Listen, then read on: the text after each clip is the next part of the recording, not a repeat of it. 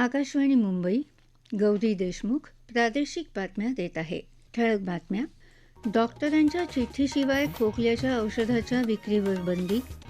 राज्य सरकारकडून प्रत्येक महिला बचत गटाला 1 हेक्टर जमीन 5 वर्षांसाठी लीजवर मिळणार. पवनराजे निंबाळकर यांच्या हत्या प्रकरणाचा निकाल सीबीआयचं विशेष न्यायालय शनिवारी जाहीर करणार. अयोध्येतल्या राम मंदिराला दिल्या जाणाऱ्या देणग्यांमधल्या गैरव्यवहाराच्या आरोपांची एसआयटी चौकशी सुरू. आणि FIH हॉकी चषक स्पर्धेत भारतीय महिला संघ उपांत्य फेरीत. डॉक्टरच्या चिठ्ठीशिवाय खोकल्याच्या औषधासह कोणत्याही प्रकारच्या सिरपची थेट विक्री करण्यावर बंदी घालण्यात आली आहे. यामुळे ग्रामीण भागात सुद्धा डॉक्टरांच्या चिठ्ठीशिवाय खोकल्याची औषधं मिळणार नाहीत. औषधांची गुणवत्ता आणि रुग्णांच्या हिताचा विचार करून केंद्रीय आरोग्य मंत्रालयानं हा निर्णय घेतला आहे. द्रवरूप औषध अर्थात सिरपच्या निर्मितीला आणि विक्रीला कायद्याच्या कठोर चौकटीत आणण्यासाठी हा निर्णय घेण्यात आला आहे.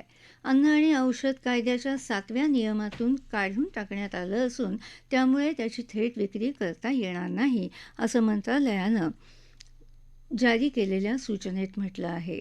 निकृष्ट आणि बाद झालेल्या कफ सिरपची विक्री थांबवण्यासाठी हा निर्णय घेतला आहे.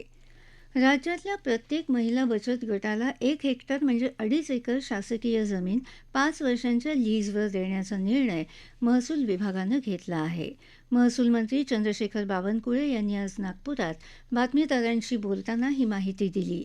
महिला बचत गटांना रोजगाराच्या नव्या संधी उपलब्ध करून देण्यासाठी ही योजना राज्यभर राबवली जाणार आहे.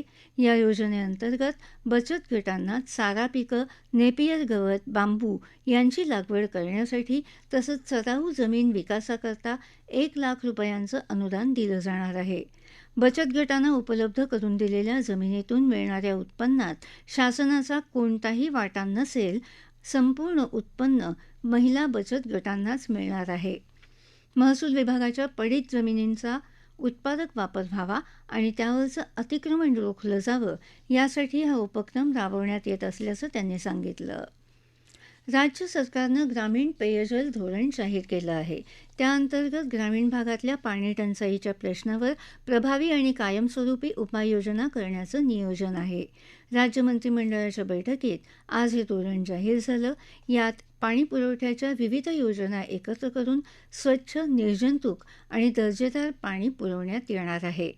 विकसित भारत जी रामजी कायद्याच्या प्रभावी अंमलबजावणीसाठी महाराष्ट्र रोजगार हमी अधिनियमात बदल करणारा अध्यादेश जारी करायलाही मंत्रिमंडळानं आज मान्यता दिली.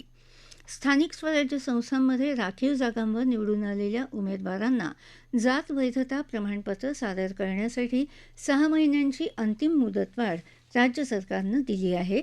याशिवाय ड्रोन आणि तत्सम उपकरणांच्या निर्मितीच्या धोरणाला मंत्रिमंडळानं आज मान्यता दिली.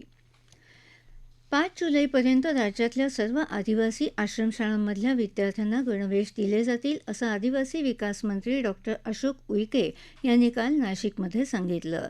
विद्यार्थ्यांच्या आरोग्याची काळजी घेण्यासाठी प्रत्येक आश्रमशाळेत परिचारिकेची नियुक्ती करण्यात आली आहे, असं उईके म्हणाले. काँग्रेस नेते पवनराजे निंबाळकर आणि त्यांच्या चालकाच्या हत्या प्रकरणाचा निकाल 20 जूनला देण्याचा निर्णय मुंबईतल्या विशेष सीबीआय न्यायालयानं आज दिला. निकाल तयार करण्यासाठी आणखी 2 ते 3 दिवस लागतील, असं न्यायाधीश सत्यनारायण नावंदर यांनी सांगितलं. निंबाळकर आणि त्यांचे चालक समत काझी यांच्या हत्येचा आरोप माजी मंत्री पद्मसिंह पाटील यांच्यावर आहे. 3 जून 2006 रोजी पवनराजे निंबाळकर आणि त्यांचे चालक समत काझी यांची नवी मुंबईत कळंबोली इथं गोळ्या झाडून हत्या करण्यात आली होती.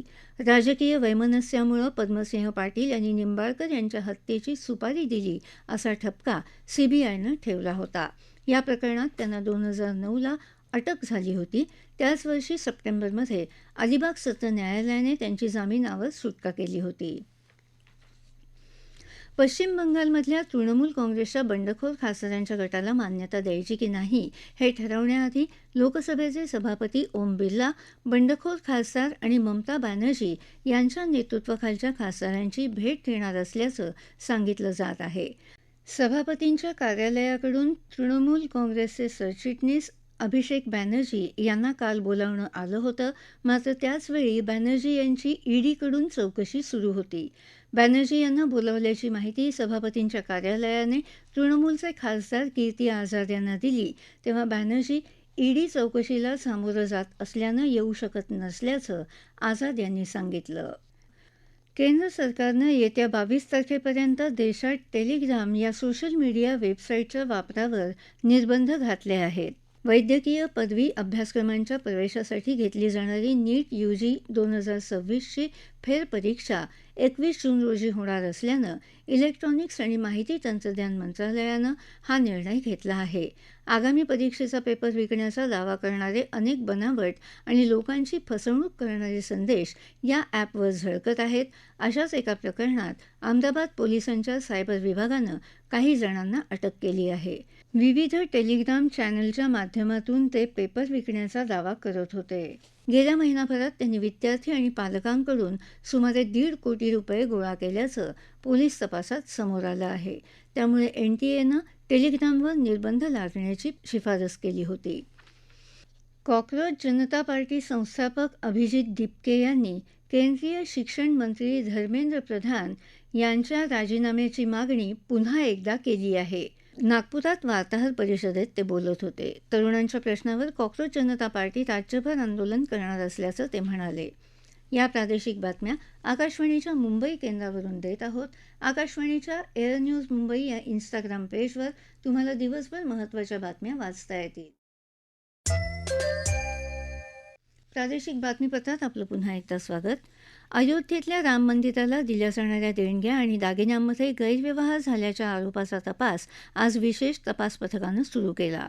लखनौचे विभागीय आयुक्त विजय विश्वास पंत यांच्या नेतृत्वाखालच्या या पथकात पोलीस महानिरीक्षक किरण एस आणि अर्थ विभागाचे विशेष सचिव नील रतन यांचा समावेश आहे. या पथकानं काल अयोध्या मंदिराची आवाराची पाहणी केली. कोल्हापूर अन्न औषध प्रशासनानं गेल्या महिनाभरात जिल्ह्यात 17 ठिकाणी कारवाई करत 22 लाख रुपयांचे भेसळयुक्त दुग्धजन्य पदार्थ जप्त केले आहेत. या कारवाईत पाम तेल किंवा इतर वनस्पती तेल, स्टार्च, सोया प्रोटीन यांच्या मिश्रणातून तयार करण्यात आलेलं पनीरही मोठ्या प्रमाणात जप्त करण्यात आलं. अखिल भारतीय मराठी चित्रपट महामंडळाच्या अध्यक्षपदी मेघराज राजे भोसले आणि उपाध्यक्षपदावर धनाजी यमकर आणि आनंद शिंदे यांची निवड करण्यात आली. मुख्य कार्यवाह पदावर अभिनेता सुशांत शेलार याची निवड झाली आहे. खजिनदारपदी सुनील महाजन यांची निवड झाली आहे, तर सहखजिनदारपदाची जबाबदारी शरद चव्हाण यांच्याकडे आली आहे. बीड शहरात जिल्हाधिकारी कार्यालयावर आज शिवसेना उद्धव बाळासाहेब ठाकरे पक्षाच्या वतीनं बळीराजा ट्रॅक्टर गर्जना मोर्चा काढण्यात आला. कर्जमाफी नको, कर्जमुक्ती द्या अशी घोषणा यावेळी देण्यात आली. वाढवण बंदराला जोडणाऱ्या ग्रीनफील्ड महामार्गासाठी डहाणू तालुक्यातल्या बावडा गावातून कालपासून जमिनीचा ताबा घेण्याला सुरुवात झाली. पोलिसांच्या कडेकोट बंदोबस्तात कारवाई सुरू झाली आहे. वाढवण बंदर विरोधी संघर्ष समितीनं कारवाईला तीव्र विरोध केला. त्यावेळी पोलिसांनी समितीच्या पदाधिकाऱ्यांना ताब्यात घेतलं.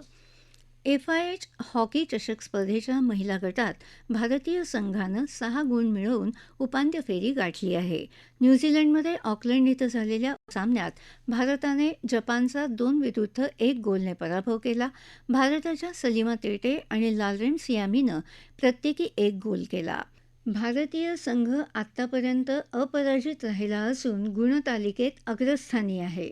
पुरुष गटात भारताचा सामना आज जर्मनीबरोबर होणार आहे. ठळक बातम्या पुन्हा एकदा. डॉक्टरांच्या चिठ्ठीशिवाय खोकल्याच्या औषधाच्या विक्रीवर बंदी. राज्य सरकारकडून प्रत्येक महिला बचत गटाला 1 हेक्टर जमीन 5 वर्षांसाठी लीजवर मिळणार. पवनराजे निंबाळकर यांच्या हत्या प्रकरणाचा निकाल CBIचे विशेष न्यायालय शनिवारी जाहीर करणार. अयोध्येतल्या राम मंदिराला दिल्या जाणाऱ्या देणग्यांमधल्या गैरव्यवहाराच्या आरोपांची SIT चौकशी सुरू. आणि FIH हॉकी चषक स्पर्धेत भारतीय महिला संघ उपांत्य फेरीत.